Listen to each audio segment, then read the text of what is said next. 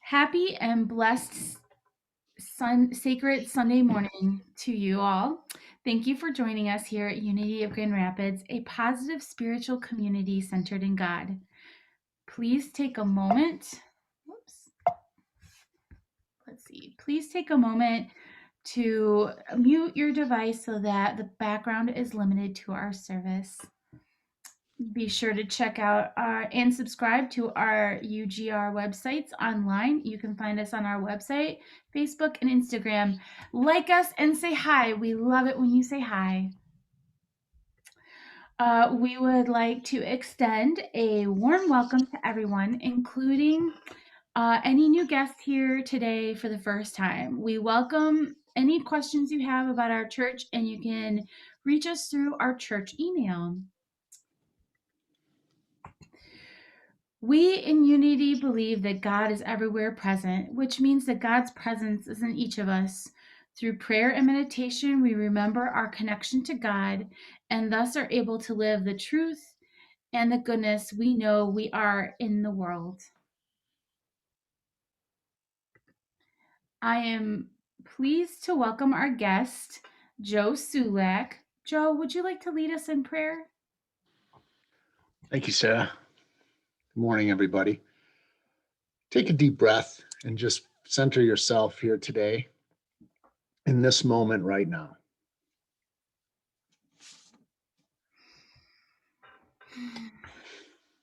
Dear Goddess, thank you for another beautiful day. Please help us to appreciate every moment of our life journey. Help us to recognize expectations and comparisons and how they can keep us from celebrating the now. Support us as we continue to lead with our hearts in boundless energy and love. In this we pray. Aho.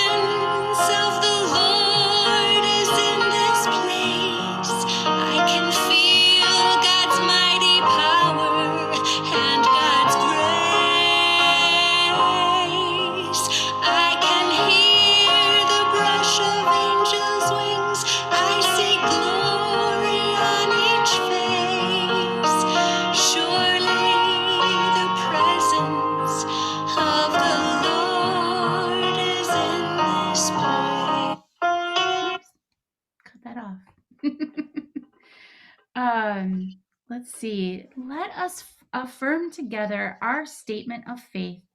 There is only one presence and one power in me and in the universe. God, the good, the omnipotent. And now let's say it using the word as. There is only one presence and one power as me and as the universe. God, the good, the omnipotent. Today's daily word is oneness. I am divine. That they may all be one, as you, Father, are in me and I am in you. May they also be in us. John chapter 17, verse 21. Over the years, I have learned there is a spark of divinity within me and all people. This divine spark binds us as members of one family and deepens our awareness of God. Today, my understanding of my divinity expands. My divine nature is so much more than than a spark. It is my essence of who I truly am. I realize that I don't have to rely on anything outside of myself for love and comfort and guidance. Everything I could ever need from God is already mine and is expressing as me. My realization of my oneness extends to all people whom I now see as fellow divine beings. Free from all illusion of separation, I am aware of the divine presence everywhere, expressing through everyone. We are divine.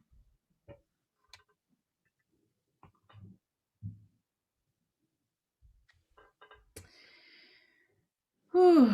Now, as we enter a time of meditation, get comfortable and find your center. Joe, would you like to lead us in meditation? Thank you. So if you're seated right now, take a deep breath. And another one in through the nose and out through the mouth. Try and get your back as straight as you can. And what we're going to do is a short Zen meditation. And what I want you to do is while you're doing this, imagine there's a point on your nose. And as you're breathing in, you're focusing on that point.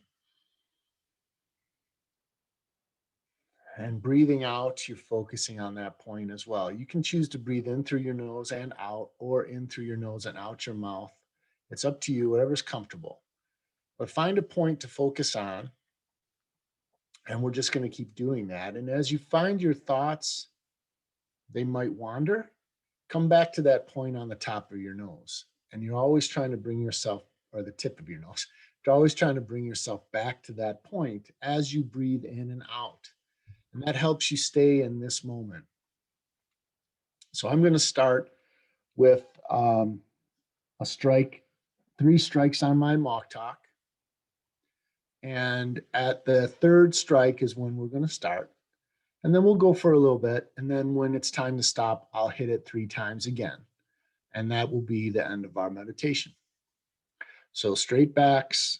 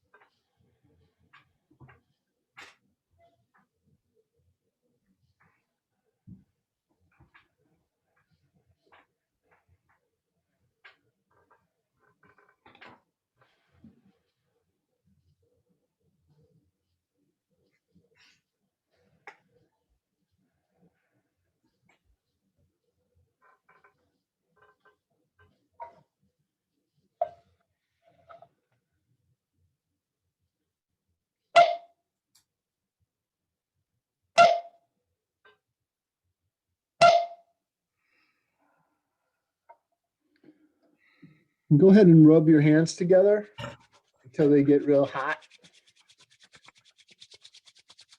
And then put them over your eyes. Let your eyes rest and relax and feel that heat and that energy going into your eyes as you breathe in. And then as you breathe out, it's like a shower. Just that energy runs into the ground. And then breathe in again and bring that energy up and then down again. And really connect yourself with the planet. And I want to finish with just 5 recitations of the Prajnaparamita Sutra. So I'm going to say it and then you just follow along. And at the end of the 5, then we'll be done. Gati, gati, para, gati, para, samgati, bodhisvaha. Gati, gati, para, gati, para samgati bodhisvaha. Gati, gati, para gati, para samgati bodhisvaha. Gati, gati, para gati, para samgati bodhisvaha. Gati, gati, para gati, para samgati bodhisvaha.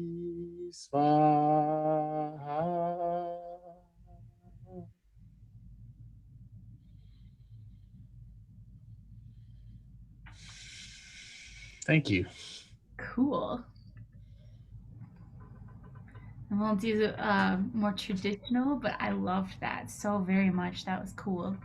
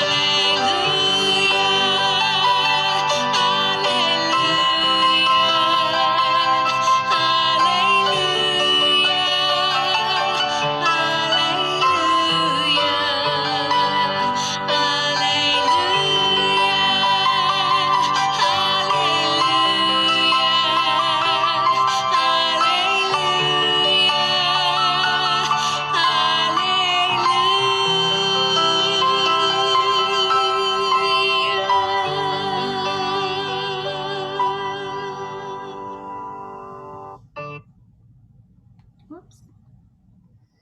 So, Joe, we are so pleased to have you with us today. Um, we'd love to hear about the message. Thank you. Thank you, Sarah. So my talk today is on expectations and comparisons and how they can affect our journey of life. So I wanted to start with the reading from the Shinshin Ming, which was written by the third Zen patriarch, and then that's in the Buddhist lineage.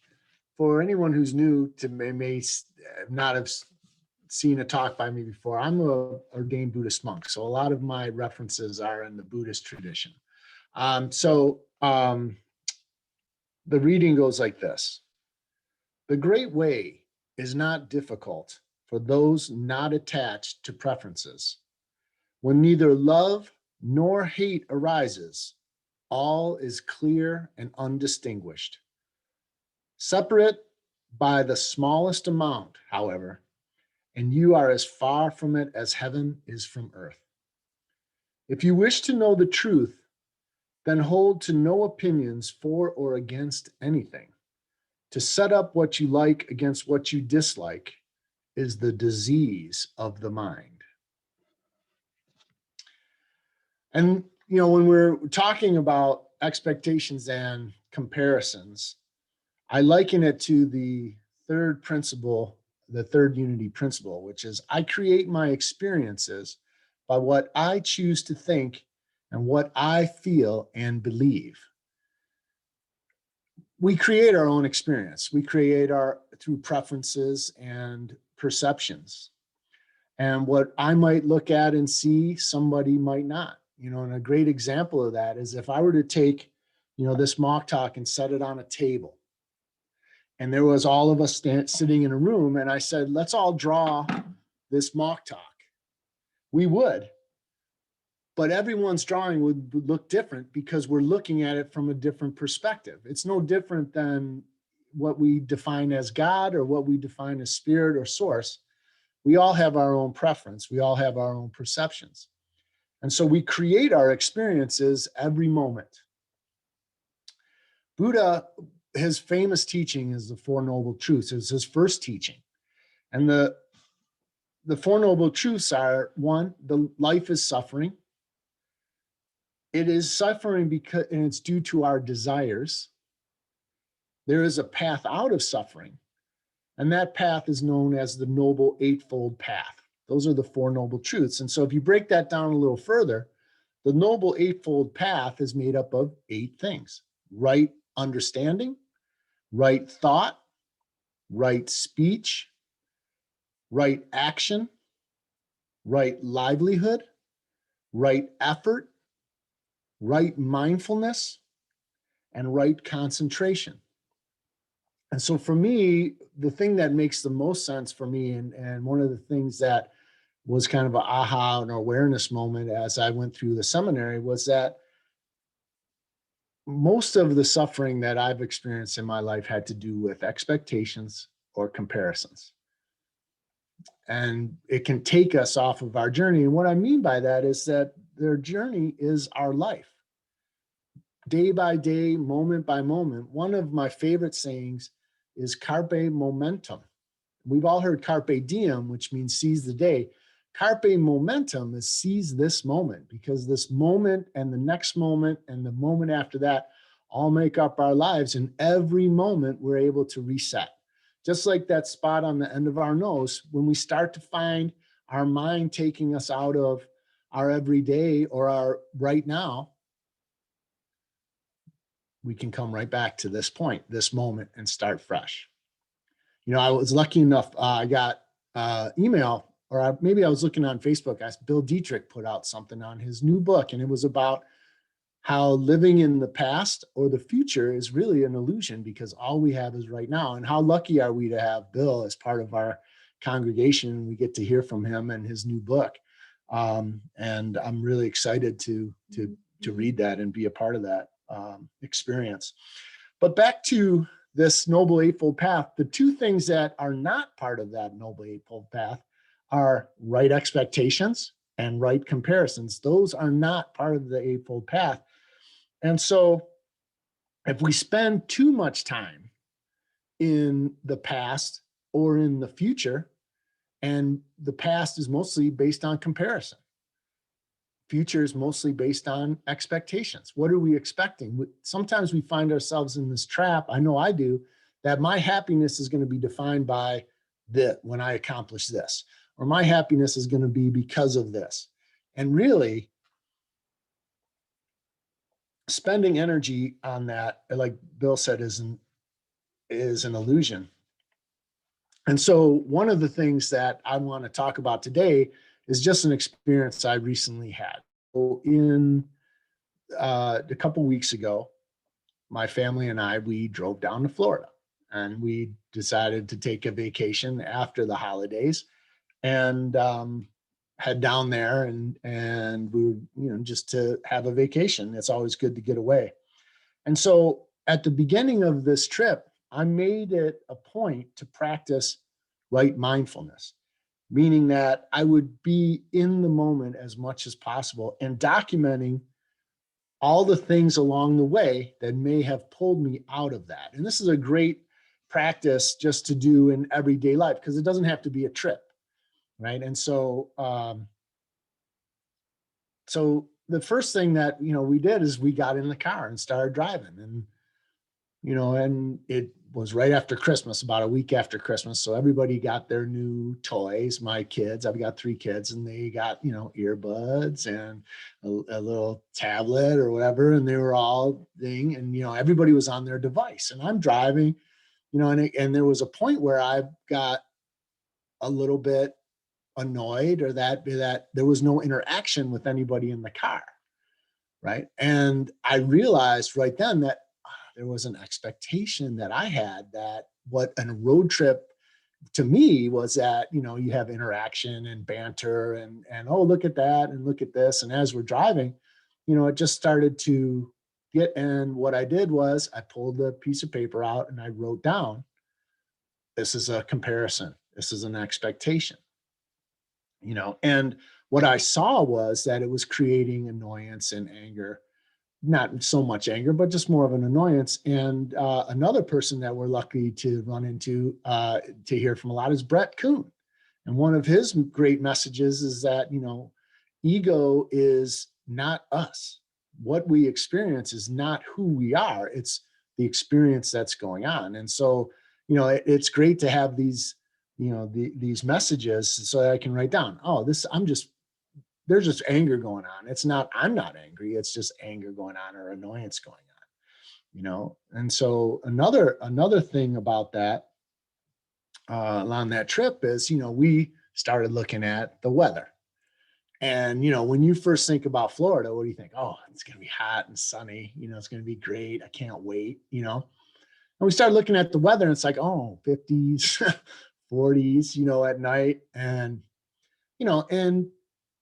it started to create this experience where we were going into comparison. Oh, remember the last time we were down, it was 80 degrees. And, we used to live in Florida too. So it was 80, 90 degrees, most of the year.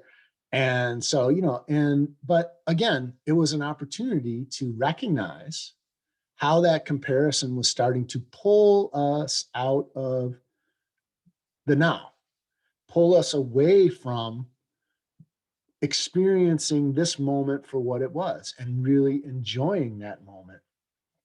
Right. And what happened was we decided that, well, instead of getting as fast as we can to Florida, why don't we take our time?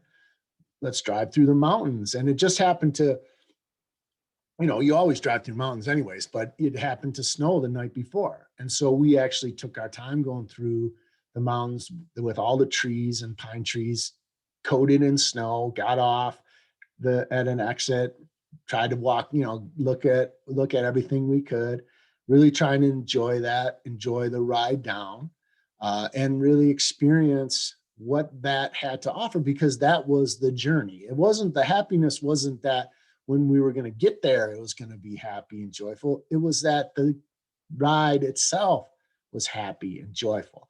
And this isn't something that we all have, inherent in us all the time, but this is something we can do every day. It just doesn't have to be on a trip. It's like, oh, well, this didn't go according to plan. That's okay. But the journey is the journey, right? So on our way down, we actually ended up going through Savannah, which is a beautiful city. If anybody has been there, it's just coated everywhere with live oak trees, old live oak trees. And live oak trees have leaves on them year round. Just beautiful, beautiful trees with Spanish moss. And then, see, I always look at the trees first, but then if you're into architecture, there's beautiful architecture and, people walking around. And, with COVID, we all had to, worry about, get all into that too. But so there's a big park in Savannah, and the name escapes me right now, but it's like a central park. It's about that little bit smaller than that, but it's one of the large ones. Snyder Park, I think, is the name of it. And we parked there. We got our lunch. We're gonna eat our lunch in the park, and my son had his wallet, but he couldn't find it. And we were in the car, and I was like, "Well, when's the last time you had it?" He's like, "Well, I had it in the car." I was like, "Well, then it's in the car." It didn't go anywhere. We didn't go out. But when suddenly something like that happens, and this is any in our life, something might come up and it catches your attention, what I call a hook. That thought will hook you, and you'll just roll with it, and you might not get back to that point, where we can be in the moment. And it really started to manifest bigger and bigger, and everybody was being affected by it. And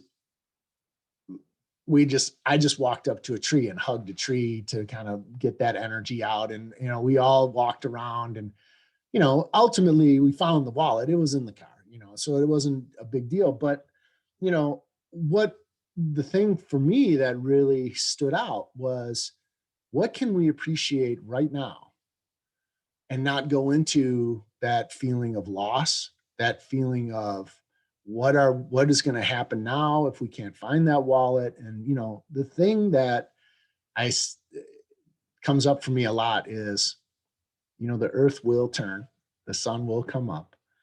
We just have to adjust and be in the moment and have trust in the moment and this time and the now, and a situation will present itself, or a solution. And sure enough, we found the wallet, and all was good. But being able to focus on the trees really brought me back into this moment. And that was a really good life lesson for me in that. And so we finally made it to Florida, and Florida is known as the Sunshine State, right? So we get there, and it's full on clouds and gray. And just again, here comes that comparison, like, oh, this is, we didn't pick the right week, or did it, but the reality was, we're in Florida, we're there.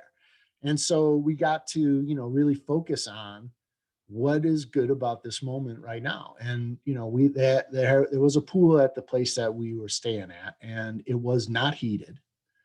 And my girls decided they were going to go swimming anyway. So we ended up going down to the pool and having, swimming races and things like that. And just, laughed and had a good time. And the next morning we decided we're going to get up regardless. And sure enough, the sunrise was coming up. And so we got to watch the sunrise. And it was that take home message of, the sun comes up, the earth turns, and we just need to stay in the moment as much as we can, because in the moment is where joy and happiness and peace are. Taking time every day, every moment to enjoy the journey is where happiness and joy are. And so, while that trip was going on, we made some adjustments in that. And one of the adjustments was, well, let's go fishing. We'll charter a boat to go fishing. So I call a couple people, and one gentleman calls me back. He's like, "Oh yeah, we're really hitting. We're catching redfish, which is a big. If you know about redfish, they're big. They can get up to like, 60 pounds, 3.5, 4 feet long. I mean, these are big fish. So we're all like, whoa, yeah, excited. And again, starting to have an expectation that we're going to catch redfish. This is the thing. It's going to be big sporting time and everything. And we go out, and it's, 45 degrees, and, cool on the boat. Everybody's got their winter jackets on, and sure enough, we get out to some of the spots, and there's not a redfish to be found, but we're getting bites, and we're having a good time, and we were using live bait, and there was some shrimp and flathead mud minnows. And one of my daughters was just into the bait, just kept playing with the bait and picking them up, and that was her joy. And I was watching myself like, hey, we're on the boat, we're going to fish. Don't you want to? And I was like, that's just her joy. That's just how it is. And she really enjoyed herself. And we caught some bluefish and we caught flounder. And later that night we had a big fish fry and we really enjoyed ourselves. And it was, but that, that expectation could have ruined the whole trip, but luckily we were able to be in that moment and do that. And so, like I said before, taking time every day and every moment to enjoy the journey is where the happiness and joy, um, they come now when we are mindful, even when times are tough, even when those times are rough times, they can be pretty tough, you know. And in my experience, the thing that keeps us in that place of happiness and joy, happiness and joy can be fleeting. You could be happy and joyful in 1 minute and the next minute it's gone. But the thing that kind of keeps me in that moment anyway, is gratitude. And so one of the things that really works for me is gratitude practice.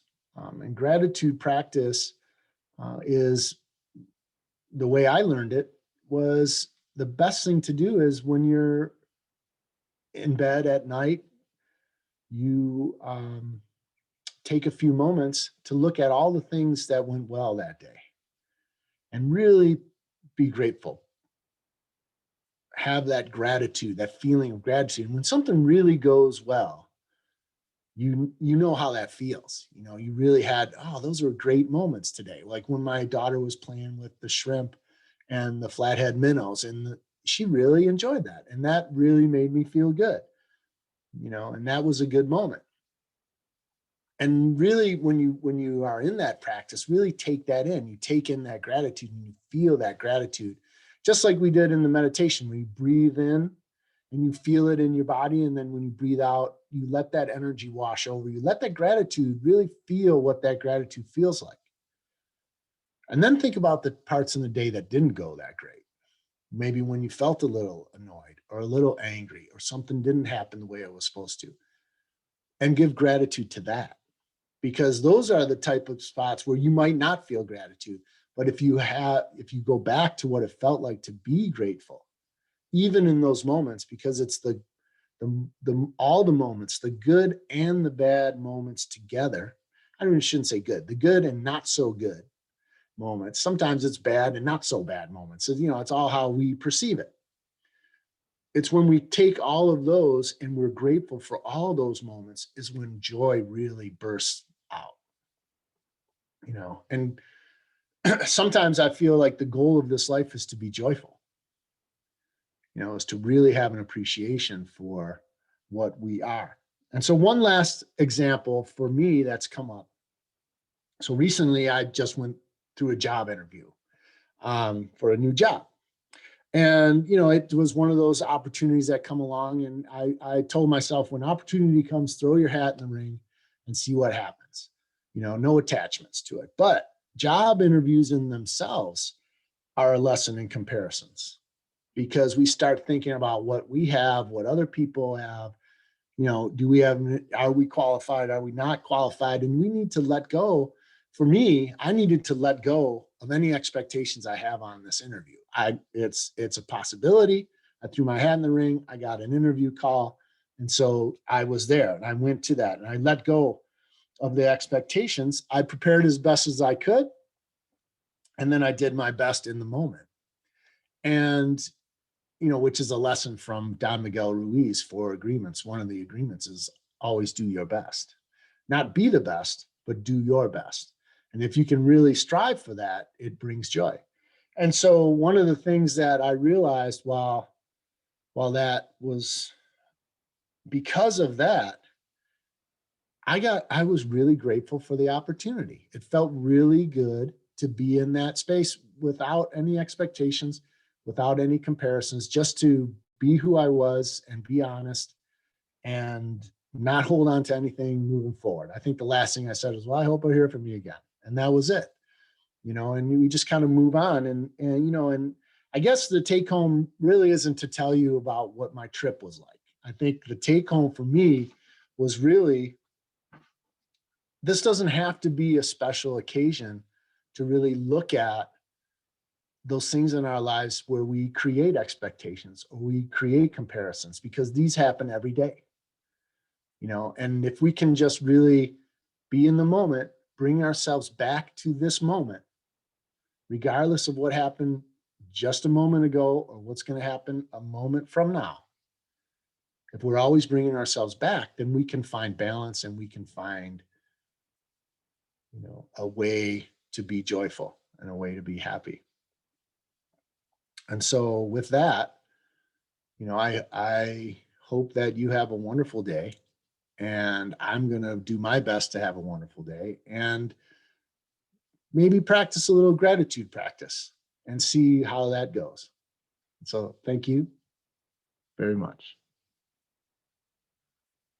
Thank you, Joe. That was awesome. I am a big supporter of gratitude. I like to pick two things in the morning that I wake up and I say I'm grateful for, and then I do the gratitude at night. And then I'm always really cognizant of the people that are around me in my support, like my support network. I'm always really it's really important to me that I say thank you to them and that I am grateful for their support in my life. So, um, and then, wow, with comparisons and expectations, that is such a cool way to look at that and to kind of like let yourself off the hook, or maybe like give yourself grace in situations that, like you build it all up in your head. I know I am like one of those people that builds it all up in my head, and then, something totally unexpected happens, and it's like, wow, it was way better this way than what I had going on up here. So I love that. I love that so very much. Thanks. Yeah, I agree. I agree. When we create things, it's always more grandiose than what's actually happening. Exactly. you know, Exactly. Yeah, that's super cool. I appreciate that. So let me get back to my screen really quick. And we'll go slideshow. Current slide. There we go. All right. So, oh, very cool. Now is the time in our service where we have the opportunity to give thanks for all the abundance in our lives. As we are prosperous, so shall we affirm that in others' lives as well. I think prosperity is part of joy and happiness too. Um, if you would like to take your love offering and hold it over your heart, let us affirm together in our unity blessing on these gifts. Divine love, through me, blesses and multiplies all that I have, all that I give, and all that I receive. I receive. Thank you, Thank God. you, God. We are blessed with rich abundance in countless ways, both seen and unseen. God, you are the source of unlimited good. For these abundant gifts, we thank you. We bless each name in our prayer box, knowing that our prayers are answered and made manifest in our lives right now. We include prayers for our friends and family, coworkers, church community, military personnel, and all world leaders, and any other circumstances that we're holding in our heart.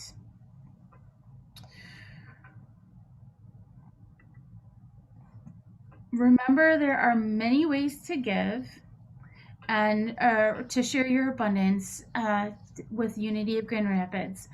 I have e-giving, PayPal, and then of course the old-fashioned way, which is always loved, which is our PO box. And then feel free to visit our Unity of Grand Rapids website where you can find e-giving or PayPal. It also has each week's message, so that's always cool to have those. Okay. At this time, we have a lot of cool things going on. Michelle Simmons is doing a women's circle, and it's the topic for the circle is bloom where you are planted. And there's a place right here on our to on the Eventbrite to register for that. You can also find that on our Facebook and on our website. We had the first night last Thursday for our Braving the Wilderness book club. And it was so great to see so many of you there. Um, and we're working through Brene Brown's book, Braving the Wilderness. She's awesome. And we're on chapter 2. So if y'all are interested, please feel free to join us. It's from 7 to 8 o'clock at night. February 7th, we are having a town hall meeting / listening session. It is directly after the service. And we're just going to kind of go through and talk about some things and maybe get everybody on the same page. It's always good to have transparency and come together as a community. Like Joe talked about earlier, Bill Dietrich is offering a really cool class on his new book, Spiritual Adulthood. And I'm really excited about this. There's a place to register on our website, and there's also he also has it on Facebook and a couple other places. So if you need to get a hold of me and are interested in that, just shoot me an email or text me or call me. I can give you that information. And then I would also yes. So one more thing, we're doing the Super Bowl of Caring. Woo! I would like to challenge us and the school to come up with 300 canned goods or household items for the month of February, and it will be donated to the Northwest Food Pantry.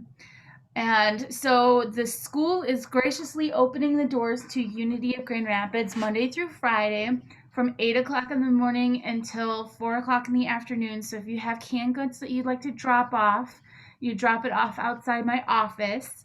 And I'm really, even though we can't be together and have soup, we can still come together and support an awesome community. So if you have any questions, again, please feel free to email me in the office.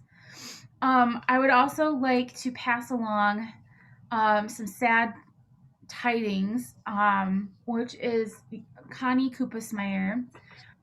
She's a beloved community, Unity community member, has passed away.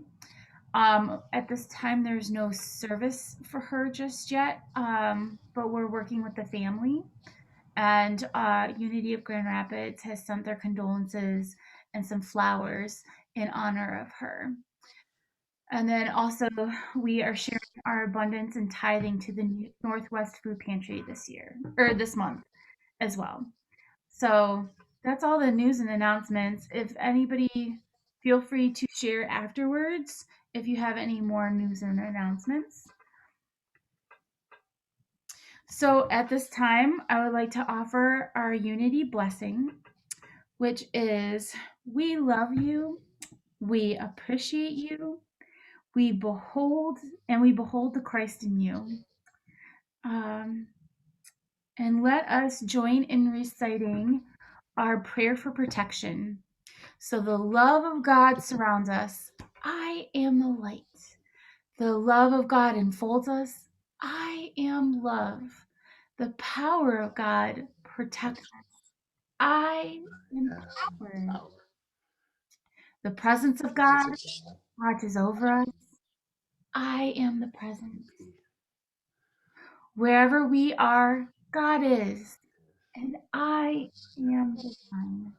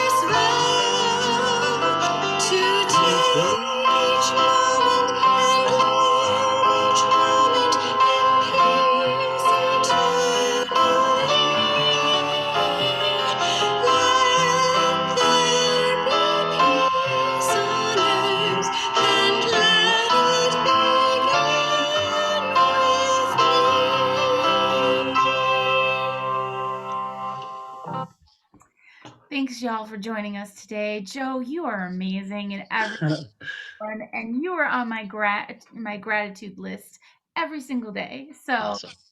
Well, thank you very much. Have a wonderful day, everybody. thank you. You are all welcome to stay after the service for a breakout session for fellowship time. All right.